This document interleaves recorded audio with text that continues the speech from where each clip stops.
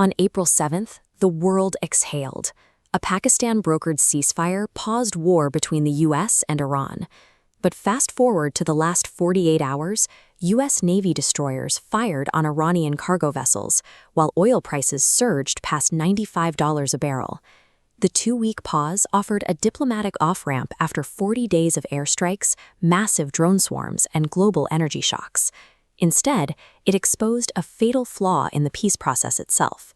Washington and Tehran aren't even looking at the same agreement. The United States is negotiating off a rigid 15-point plan, while Iranian diplomats are working from their own 10-point proposal. The two documents share almost no overlapping terms. This is a structural collapse. The negotiations are trapped behind three specific diplomatic deal-breakers, and with the ceasefire set to expire on April 22nd, the standoff is pushing the region directly back into unrestricted war. This map shows the Strait of Hormuz, where data bars represent the 25% of global oil trade flowing through this choke point. The U.S. demanded its reopening. Iran agreed, strictly on the condition the U.S. Navy lift its blockade. Neither side budged. For a brief moment, diplomacy seemed to work. Iran's foreign minister announced that commercial vessels could freely pass through the strait to honor the temporary truce.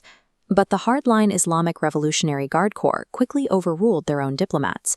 Led by General Ahmad Vahidi, the IRGC seized control of the maritime strategy, reclosed the strait entirely, and dared the United States to act after Washington refused to lift its blockade. Washington took the dare. The U.S. Navy intercepted and seized the Iranian cargo ship Tuska as it bypassed the blockade, shattering the maritime truce. Physical control over this sliver of water is the ultimate point of leverage. Both governments are perfectly willing to hold the global economy hostage to force the other side to concede.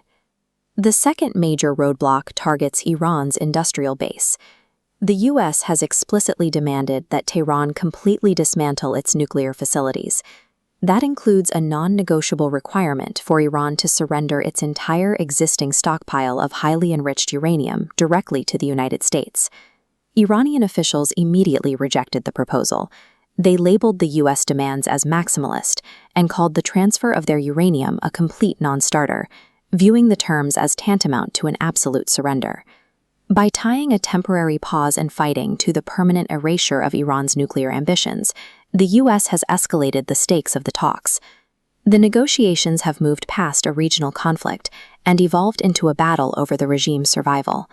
The final barrier to peace comes down to the geographic borders of the ceasefire itself and the exclusion of Lebanon. The United States and Israel maintain that the truce only applies directly between Washington and Tehran. Under that interpretation, the Israeli military has continued launching heavy airstrikes and ground operations into southern Lebanon. Iran views the borders of the agreement very differently.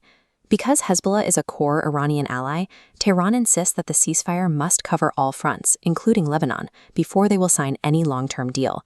This geographic loophole fatally undermines the trust required for a treaty.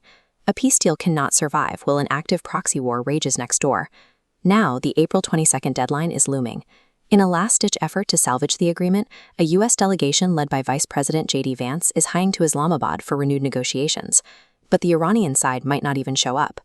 Severe internal divisions have split the government in Tehran, with powerful military hardliners threatening a complete boycott of the Islamabad talks. The pressure is mounting from Washington, too. President Trump has issued a blunt ultimatum. If Iran refuses to sign the deal, he will order strikes to destroy all of the country's remaining power plants and bridges. Iran is actively preparing for the talks to fail. Over the two-week pause, the military accelerated the production and restocking of its drone and missile arsenals. The conflict is rapidly moving past targeted military strikes and heading straight toward total economic strangulation. The collapse of the ceasefire proves that diplomacy cannot succeed when the negotiating parties are operating in entirely different realities.